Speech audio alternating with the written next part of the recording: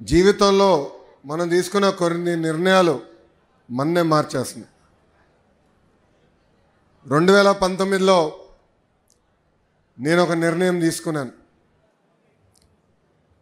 నాకు పరిచయం లేని నియోజకవర్గంలో పోటీ చేయాలని. ఆ నియోజకవర్గం పేరే మంగళగిరి.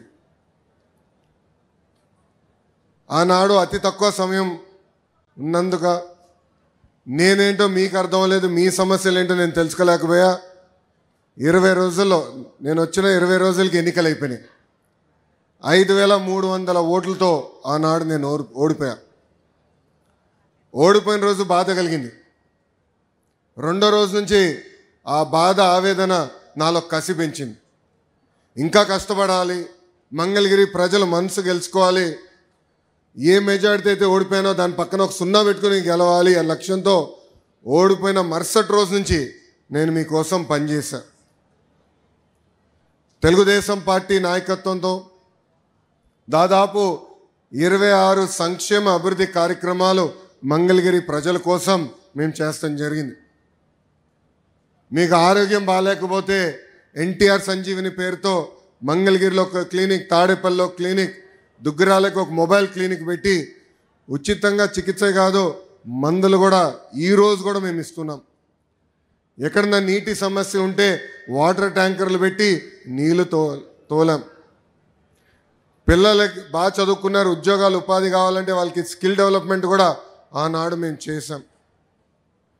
ఇంకా ఇంట్లో పెళ్లి జరిగితే నేను రాలేకపోతే స్వయంగా బట్టలు కూడా పెడతాం జరిగింది. నిరుపేద కుటుంబాలు సొంత కాలుపై నిలబడాలన్న ఆలోచనతో తోపుడు బండ్లు ఇచ్చాం.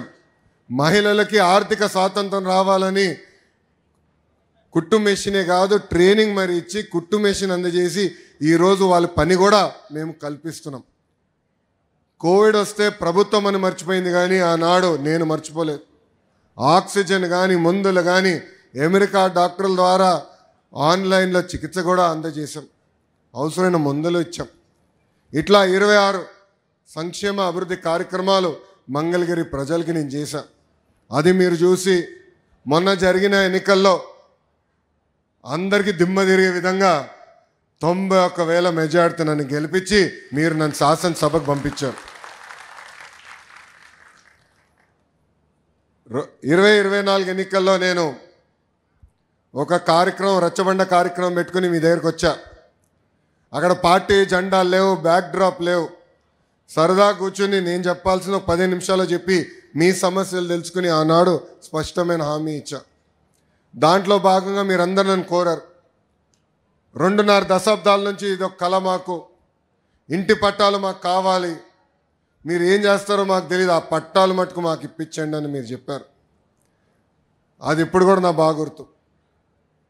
ఆనాడు మీకు చెప్పా 3 విడతలుగా ఈ కార్యక్రమం జరుగుతుంది. కొంతమంది సులభంగా చేసానికి ఉంటుంది, అది ప్రభుత్వ నిర్ణయం మేరకు నడుస్తుంది, అది మొదటి విడతలో జరుగుతుందని చెప్పా.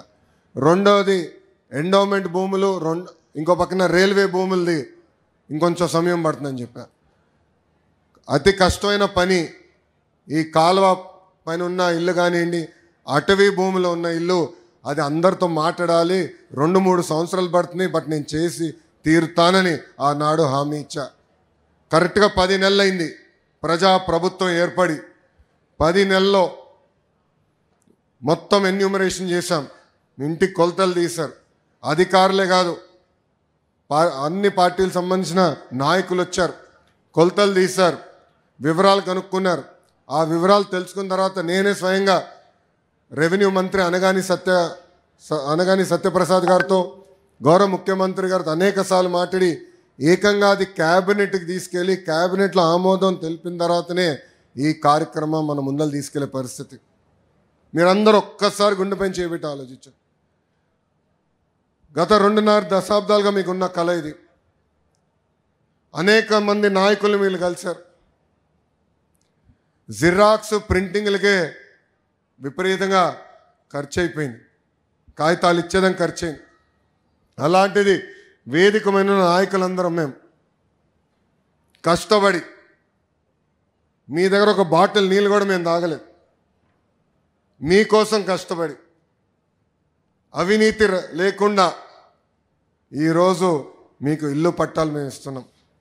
పెద్దలు ఇప్పుడే చెప్పారు, దాదాపు మొదటి విడతలో మార్కెట్ విలువ 1000 కోట్ల విలువైన ఆస్తిని ఈరోజు మీకు శాశ్వతంగా హక్కు కూటమి ప్రభుత్వం అందజేస్తుంది. తల్లి మీ అందరికి ఆనాడే చెప్పా, నాకు మీరు ఎంత ఎక్కువ మెజారిటీ ఇస్తే అంత బలం వస్తుందని. 100 పడకల హాస్పిటల్ నేను క్యాబినెట్ మీటింగ్లో అడిగితే కాదని ఎవరు అనలేకపోయారు. దానికి కారణం మీరు నాకు ఇచ్చిన మెజారిటీ. దేవాలయం అభివృద్ధికి నేను నిధులు అడితే కాదని అనలేకపోయారు. భూగర్భ డ్రైనేజ్, భూగర్భ గ్యాస్, భూగర్భ వాటర్, చివరికి భూగర్భ కరెంటు కూడా మంగళగిరిలో వచ్చే 2 నెలల్లో ఆ కార్యక్రమం కూడా స్వీకారం చుడతాం. దానికి కారణం మీరు నాకు ఇచ్చిన మెజారిటీ. సో మీరు నా పైన ఒక భరోసాతో గెలిపించారు, ఒక భరోసా నా పైన పెట్టారు. ఆహర్నిశలు మీ గురించి ఆలోచిస్తున్నా, మీ తరపున నేను పనిచేస్తున్నాను. ఇంకా అనేక కార్యక్రమాలు చేయాల్సిన అవసరం ఉంది. ఒక పక్కన బాబు సూపర్ 6 సంక్షేమ కార్యక్రమాలు గౌరవ ముఖ్యమంత్రి గారు చాలా స్పష్టంగా హామీలు ఇచ్చారు. అదొక పద్ధతి ప్రకారం చేసుకుంటూ వెళ్తాం. ఇంకో పక్కన వచ్చి గల ప్రత్యేకంగా మంగళగిరికి వ్యక్తిగతంగా నేను హామీలు ఇచ్చా. పార్కులు, చెరువులు, కళ్యాణ మండపాలు, gems jewellery park, handloom cluster, ఇట్లా ప్రత్యేక హామీలు నేను మంగళగిరి నియోజకవర్గానికి ఇస్తాం జరిగింది. ఆ ఒక్కొక్క హామీ నేను నెరవేర్చే పనిలో ఉన్నానని మీ అందరూ తెలుపుకుంటూ 100 పడకల ఆసుపత్రి కూడా త్వరలో, చిల్లపల్లి గారు ఎక్కడున్నారు? అన్నగారు ఇక్కడనే ఉన్నారు. ఆయనది బాధ్యత, ఇంకా నాది కాదు. ఎందుకంటే ఆయన చైర్మన్, ఇప్పుడు బాధ్యత మొత్తం అయిందే. ఏప్రిల్ 13వ తారీఖు మేము శంకుస్థాపన చేస్తున్నాం. కరెక్ట్గా 1 సంవత్సరం అంటే 2026 ఏప్రిల్ 13న మళ్ళీ ఓపెనింగ్ చేయబోతున్నాం అని ఈ సభాముఖంగా ప్రజలందరికీ నేను తెలుపుకుంటూ